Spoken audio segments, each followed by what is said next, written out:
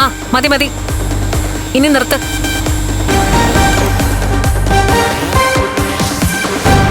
ഇപ്പൊ മിക്സി എങ്ങനെ ഓൺ ആക്കണം ഓഫ് ആക്കണം എന്നൊക്കെ പഠിച്ചല്ലോ.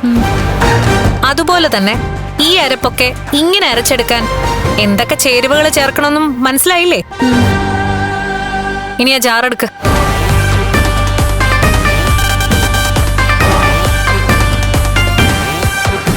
ദാ അത് വടിച്ചു കോരിയെടുക്ക.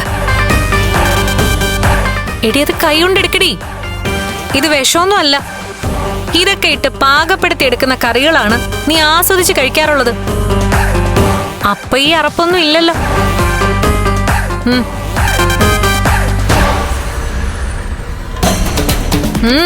നന്നായിട്ടങ്ങ് വടിച്ചെടുക്ക്.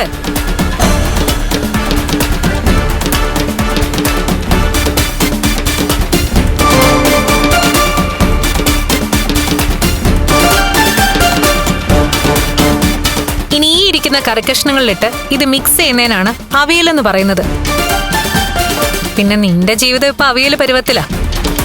അത് കൂടുതൽ കുഴഞ്ഞു മറിഞ്ഞു പോവാതിരിക്കാനാ ഞാൻ പറയുന്നതൊക്കെ അനുസരിക്കാൻ പറയുന്നത്. എല്ലാം അനുസരിക്കല്ലേ? എങ്കിലും ഉള്ളിൽ അമർഷം വെച്ചോണ്ടാ നീ അനുസരിക്കുന്നത്. പിന്നെ അതൊന്നും എനിക്ക് വലിയ പ്രശ്നമൊന്നുമല്ല. അടുക്കളപ്പണി പഠിക്കുന്നതേ വലിയ പാടൊന്നുമല്ല. വീട്ടിൽ അമ്മ ഉണ്ടാക്കുന്നത് കണ്ടിട്ടാ ഞാനെല്ലാം പഠിച്ചത്. എല്ലാ പെൺമക്കളും അങ്ങനെ തന്നെയാ. പക്ഷേ നിനക്ക് മാത്രം കൊമ്പുണ്ടായിപ്പോയി. നിന്റെ അച്ഛനും മുത്തശ്ശിയും കൂടെ ആർക്കും ഇല്ലാത്ത കൊമ്പ് നിനക്ക് ഫിറ്റ് ചെയ്ത് തന്നു. ഇനി അതൊന്നും ശരിയാവില്ല. ഇനി അതെല്ലാം കൂടി മിക്സ് ചെയ്. അതിനകത്തിട്ട് ഇളക്കിയെടുക്ക്.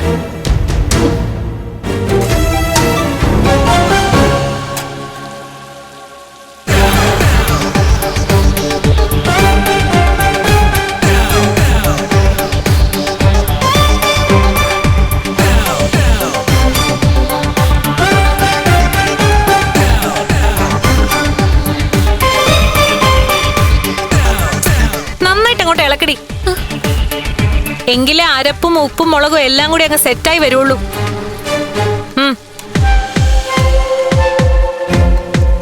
ഉപ്പിന്റെ അളവൊക്കെ അറിയാലോ. ഉപ്പും മുളകും കൂടിയാലും കുറഞ്ഞാലും പ്രശ്നാ. ഇത്തിരി കുറഞ്ഞാൽ നമുക്ക് വീണ്ടും കുറച്ച് ഭാഗത്തിന് ഇട്ടു കൊടുക്കാം. പക്ഷെ കൂടിപ്പോയാലേ ഈ കറിയുടെ കണക്ക് എല്ലാം തെറ്റും. നാളെ മുതൽ നിനക്കിതൊന്നും പറഞ്ഞുതരാൻ ഇവിടെ ആളുണ്ടാവില്ല. നീ തന്നെ എല്ലാം ചെയ്യണം.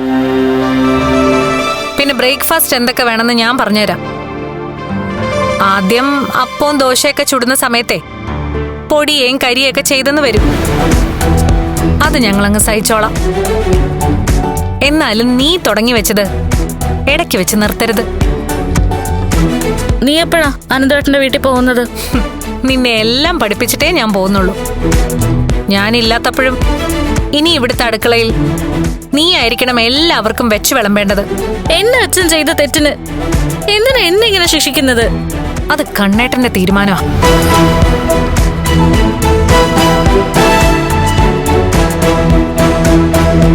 മരിച്ചത് കണ്ണേട്ടന്റെ അച്ഛനാ. അതൊരു കൊലപാതകമായിരുന്നു. നിന്റെ അച്ഛനെ ജയിലിൽ കയറ്റാതിരിക്കാൻ വേണ്ടിട്ടാ കണ്ണേട്ടൻ ഇങ്ങനൊരു മാർഗം തിരഞ്ഞെടുത്തത്. നിനക്കറിയാലോ, അച്ഛനും മുത്തശ്ശിയും കൂടെ വളർത്തി വഷളാക്കിയതാ നിന്നെ. അതിന് പകരം നിന്നെ നന്നാക്കിയെടുക്കാൻ ഞങ്ങൾ ശ്രമിക്കുന്നേ ഉള്ളൂ. നിന്റെ അച്ഛന് വേണ്ടി അത്രയെങ്കിലും നിനക്ക് ചെയ്യാം. പിന്നെ ഇനി അതൊന്നും വൈകി നീ പറഞ്ഞോ. പിന്നെ എന്ത് ചെയ്യണമെന്ന് ഞങ്ങൾക്കറിയാം.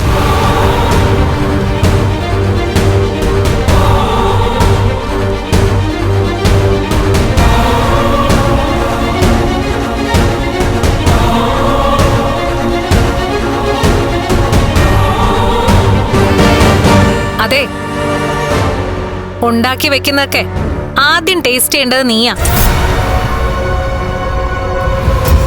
അത് കഴിഞ്ഞേ ഞങ്ങളൊക്കെ എന്തേലും കഴിക്കൂ. അതുകൊണ്ട് കറികളിൽ ചേർക്കേണ്ടത് മാത്രം ചേർത്താ മതി.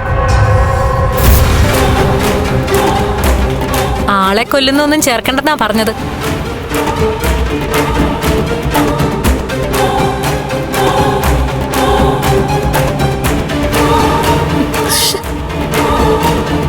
ഒരാളെന്നെ കൊഞ്ചിച്ച് വളർത്തിയിട്ട് അയാൾക്ക് വേണ്ടി ഞാനിപ്പോ കിടന്ന് കഷ്ടപ്പെടുവോ?